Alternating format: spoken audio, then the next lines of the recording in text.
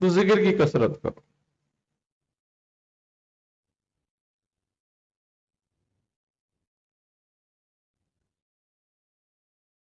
چاہے خفی کرو چاہے جہری کرو، لیکن ذکر کی کثرت کرو. اگر جہری نہیں کر سکتے تو دل میں یاد کرتے رہو، دل میں کثرت کرو اس کی. اسی لیے بزرگوں نے اس کا حل نکالا، پاس انفاس. ذکر پاس انفاس یعنی کہ آتی جاتی سانس پہ ذکر کرنا.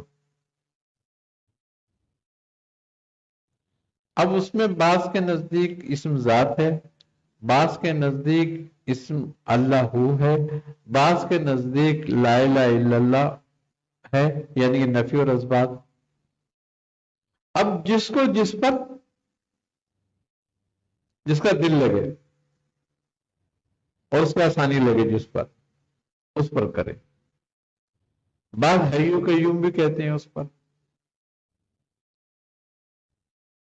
جس کو آسانی ہو. کیوں کہ بزرگ فرماتے ہیں کہ جب ہم سانس کا ذکر کرتے ہیں تو اس کا فائدہ کیا ہوتا ہے؟ تو وہ کہتے ہیں کہ سانس جو ہے جب ہم لیتے ہیں اور جب نکالتے ہیں، تو جب ہم نکالتے ہیں تو یہ سانس جاتی کہاں ہے، اور جب لیتے ہیں تو آتی کہاں سے؟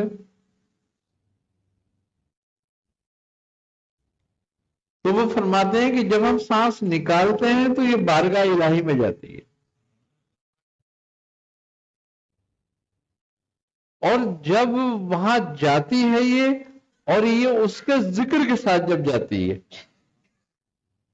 تو وہ اس پر نظر رحمت فرماتا ہے، اور یہ واپس وہ رحمت لے کر آتی ہے. اور جب واپس تم سانس لیتے ہو تو یہ تمہارے قلب میں نور پیدا کرتی ہے، تمہارے خیالات کو وسوسوں کو پاک کرتی ہے. اور اگر اس پہ مدامت ہو کر تم اس پہ قائم ہو گئے تو سمجھ لو تمہاری زندگی کامیاب ہو گئی. اب برے وسوسے آئیں گے ہی نہیں. اور جب ہم بغیر ذکر کے سانس نکالتے ہیں تو اللہ اس پہ نظر رحمت نہیں کرتا، یہ واپس آ جاتی ہے. جب یہ واپس آ رہی ہوتی ہے بغیر رحمت کے تو شیطان اپنا سامان اس میں ڈال دیتا ہے. تو یہ برے خیالات اور وسوسے پیدا کرتی ہے انسان کے اندر. اب میرے سیئات کو ختم کر دے، مٹا دے، تو اس کا طریقہ یہی ہوگا کہ تیرے دل میں نور آ جائے اور تیری سانس اس کا ذکر کرنے لگے.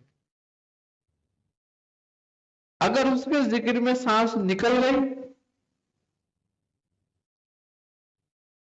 تو رحمت میں گئی،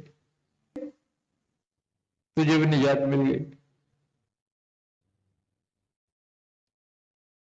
اور یہ بغیر ذکر کے نکلی تو پھر تو پکڑا گیا.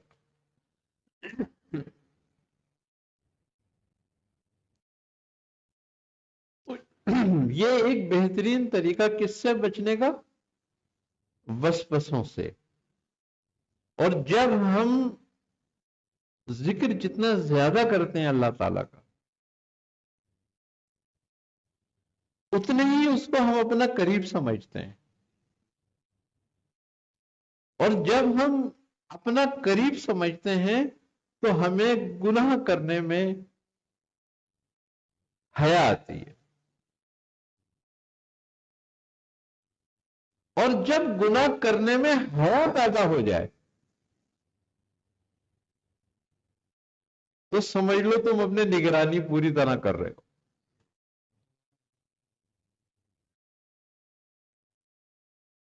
یہ اب تم کامیابی کی طرف جا رہے ہو.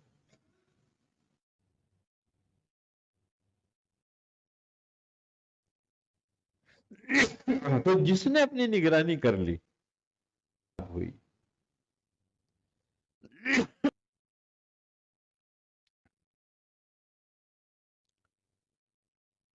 یعنی کہ جائز دنیا حاصل کرنے سے یہ تمہیں نہیں روکتی. کیوں؟ کہ دست بکارے دل بیارے، جب دل یار میں لگا ہوتا ہے تو ہاتھ بھی غلط نہیں کرتے.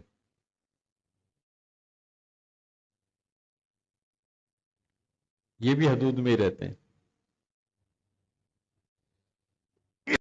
رسول خدا صلی اللہ علیہ وسلم کے لیے بھی اوجھل ہو جائے تو میں اپنے آپ کو مسلمان نہ جانوں.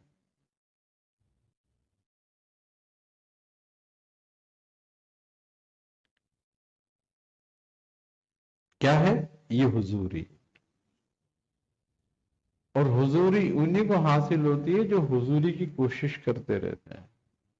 اور حضوری کی کوشش یہی ہے کہ غافل نہ ہو.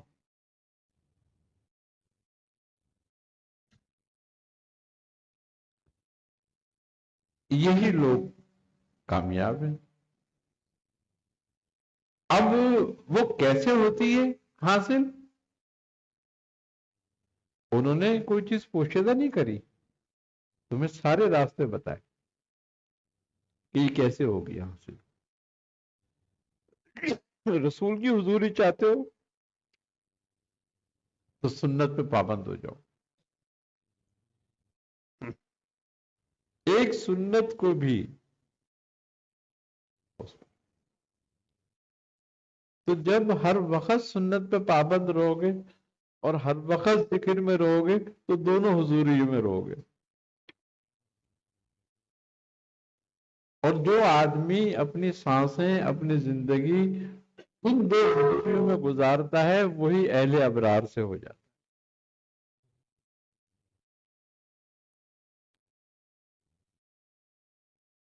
اور یہ ایسا نہیں ہے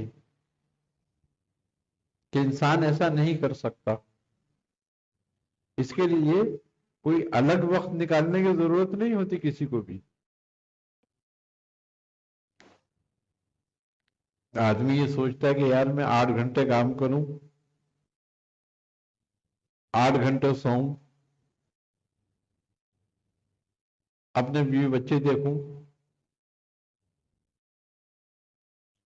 دنیاوی معاملات دیکھوں، تو میں اللہ اور رسول کو کب ٹائم دوں؟ اسی میں رہتے ہوئے دیکھا کہ سارے معاملات کو تو اپنے، چاہے وہ دنیاوی ہیں چاہے معاشی ہیں، ان کو اللہ اس کے رسول کی حد. جو کام تو اس لیے کرے گا کہ رسول نے ایسے ہی کیا تھا. تصور رسول کا ہی رہا نا صلی اللہ علیہ وسلم کا. اور ذکر کرا تو تصور کس کا رہا؟ اللہ کا. تو ہر وقت دونوں کی حضوری میں موجود ہے نا اپنے ہر عمل میں.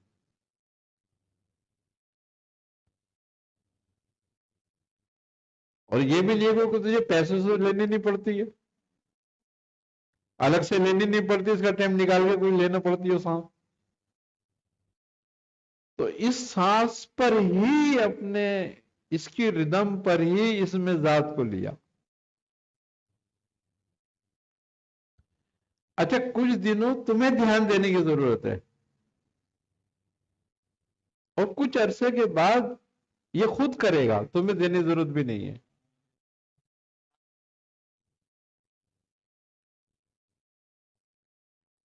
تم اپنے دماغ کو اپنے ذہن کو ہٹانے بھی چاہو گے تو نہیں ہٹے گا. پھر یہ چیز اپنے اصل پر ہی قائم ہوتی ہے. ہاں اس کو قرار وہیں ملتا ہے جہاں اس کا اصل ہے. اور اگر اس کو ایک بار اس کا مقام مل جائے تو پھر وہ وہاں سے کبھی نہیں ہٹتی.